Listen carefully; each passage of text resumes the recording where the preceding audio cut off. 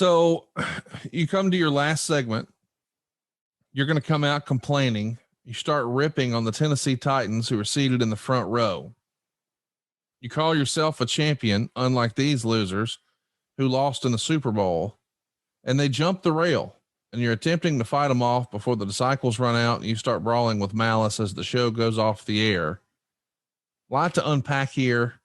Before we jump into the aftermath, who had the quote unquote plug to the Tennessee Titans? Did you have that relationship already, or was it someone else? Yeah. So set it up. But yeah, Frank Wycheck, gosh. So you have to go into the WCW times when the Music City Miracle happened, and I wore the Titan shirt on TV, and then I wore the Titan shirt. Another time I went back to Buffalo. So, I'm a diehard Titan fan. They came to Nashville via Houston with a stop in Memphis, early 90s. So I had connections with the Titans, but me and Frank was a wrestling fan, and we had met each other at a Raw. I believe that's the first time we met, but we had remained friends, through it all. And again, we were just buddies, but hey, man, we're doing these shows. They were in camp. And so Frank, come on down. Oh, we'd love to come on down. Later, Frank wrestled at a Slammiversary. So it's been me. My relationship with Frank was the conduit to everything. The WCW days, the early TNA days. We'll get into, I called Frank for advice on the Pac-Man. That's a whole nother podcast. But me and Frank's relationship was the conduit to all of it. It's, talk me through creatively. Does he say, Jeff, can we do something? Do you want us to do something? Or do you say hypothetically and just sort of soft pitch it out there, and then he has to run it up the flagpole, or what's that process look like? Well, the offensive line, and they were a unit, and coming off 2 years prior to this, I think was the Super Bowl year.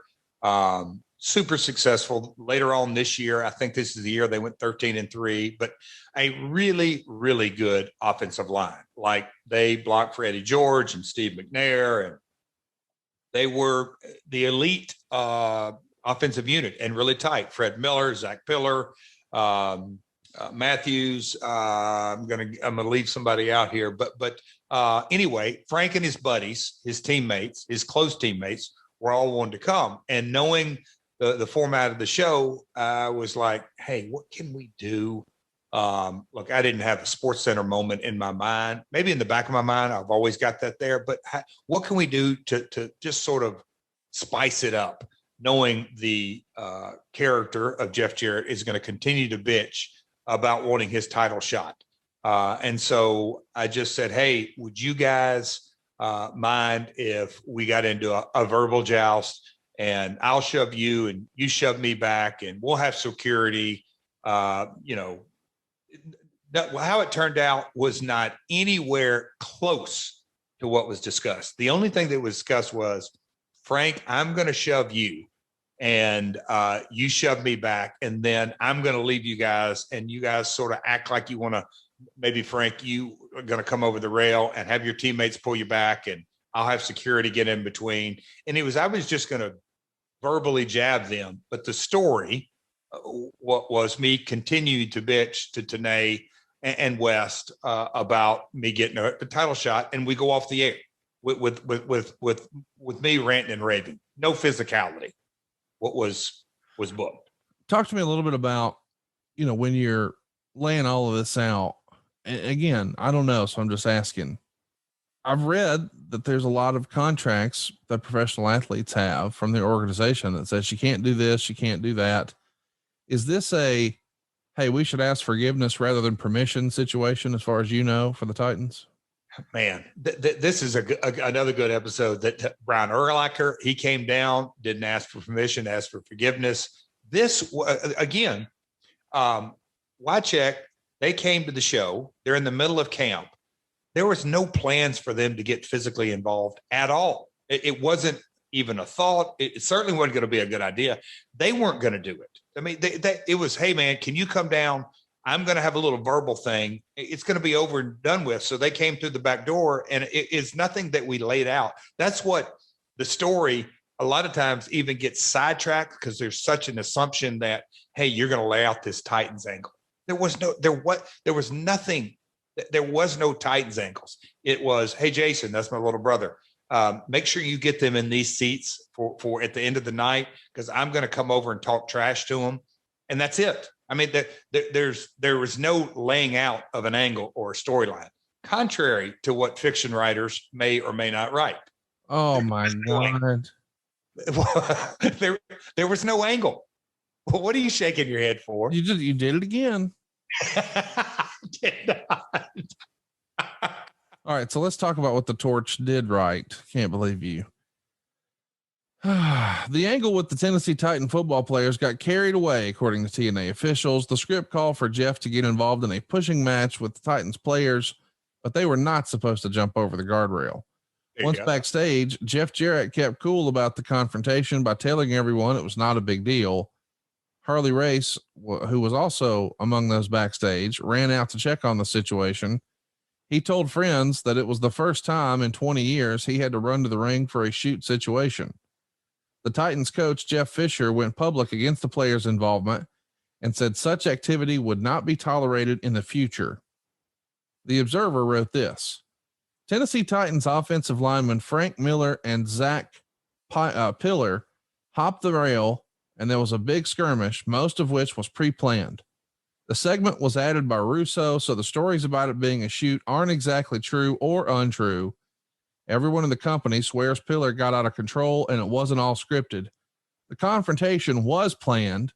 Jarrett and Pillar were supposed to shove each other, but supposedly nobody was supposed to hop the rail. A source within the football camp confirmed the story we'd heard from the wrestling side, that an angle was planned out and put together, I believe laid out by Jason Jarrett, involving shoving, but that's where it was supposed to end. The idea was for the shoving match, and the players wouldn't lose face, is that Malice would attack Jarrett and take him away while they were still there sitting. Pillar had been drinking, and most didn't feel he didn't want to be shown up, so he hopped the rail and totally overpowered Jeff like it was nothing, which isn't a position you theoretically want your top guy in unless it leads to a match or footage on SportsCenter, which, as it turned out, happened the next night. Since this group is desperate for a publicity breakthrough like that, it's very possible that this was all an inside work and that only a few people were in on, but now I'm doubting that. What is for sure is that if it was, and it was all agreed upon, virtually nobody was in on it in the company. Ron Harris, who works backstage, was about to hit the ring to save Jeff, for example. Malice, who also wasn't clued in, wasn't supposed to touch the football players and only go after Jarrett, but instead he went after the players and broke it up real fast. Russo used to pull this stuff in WCW, and it was his first night in. Pillar and the rest of the players after the angle went backstage after the show and was joking around with Jarrett. Several people saw through similar fake shoots in WCW and bought this one. It kind of felt Pillar was just drinking and got carried away, kind of ribbing on Jarrett on live TV, and that's what caused the incident. Miller claimed the whole thing was set up and that they were supposed to throw blows and make the segment look as real as possible. All-pro tight end Frank Wycheck, the tackle Jason Matthews, watched along with a third guy who jumped in. That was lineman Barry Hall, who also threw fake punches. All are big wrestling fans, and Wycheck once drove a local sports talk guy crazy when he talked about going to WrestleMania. Titans GM Floyd Reese was upset about them being involved because of the injury risk, and all the players recognize they're not allowed to follow up on the angle. The original plan was not to build a match out of the confrontation, but when it got so much publicity, there was talk the next day of seeing if they could do something, because it's the kind of publicity this company desperately needs.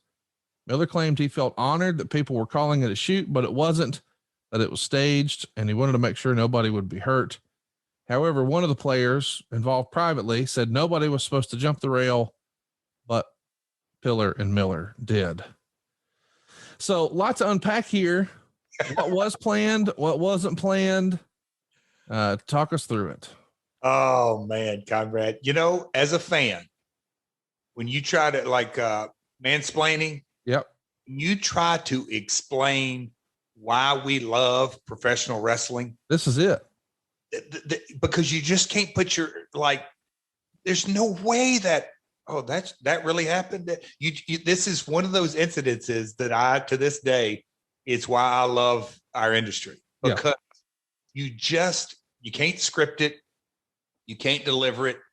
We're still talking about it. The things that came out of it, everybody's positioning. I love Fred Miller saying, "Oh, it was supposed to happen." That is, let me cover for my teammate's ass. Of course.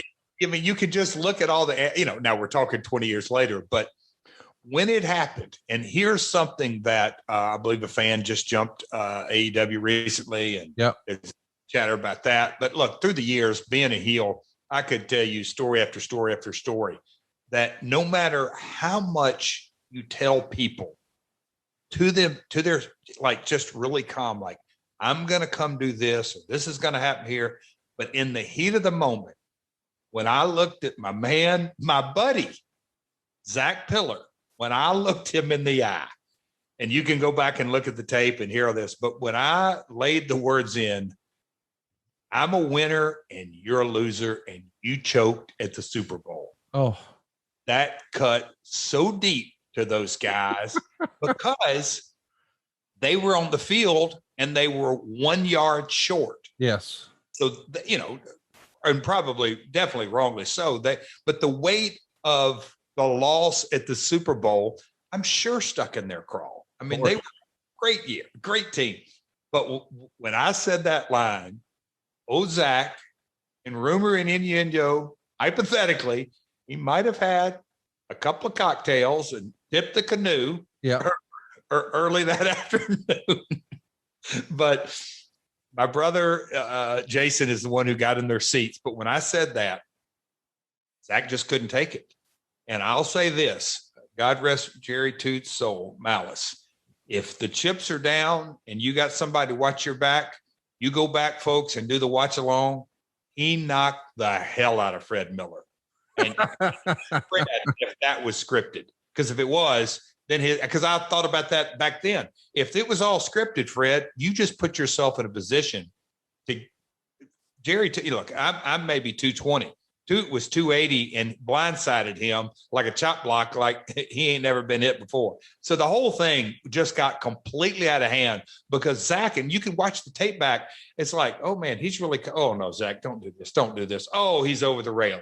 And we're going, I'm like, I mean, yes, you ever been manhandled? That guy, I mean, because I'm like, is he really doing this? And then, okay, I'm going to try to drive him back in the ring. And he's a 300-pound guy. I take my knee and try to put it in his privates. You can look at that on Twitter as well, just to try to Zach, stop. And then Miller piled over. And then it just got completely out of hand. I'm like, this is, oh my God. And then the dressing room emptied and Jerry Toot blasted ass, and you'll see him. He wanted to grab me and say, let's go. And he got me and we got the hell out of there. And Harley came down and the whole dressing room emptied. And it was a wild melee. And Ron Harris and others, they didn't know what was going on because they knew that wasn't supposed to happen. But again, I go back to what I originally said. It's one of those things that happens in our industry that you go, man, that was great. I don't care if it was scripted or not scripted. It was great, entertaining TV. But when we got to the back, me and Wycheck knew shit's going down. It was not a good scene.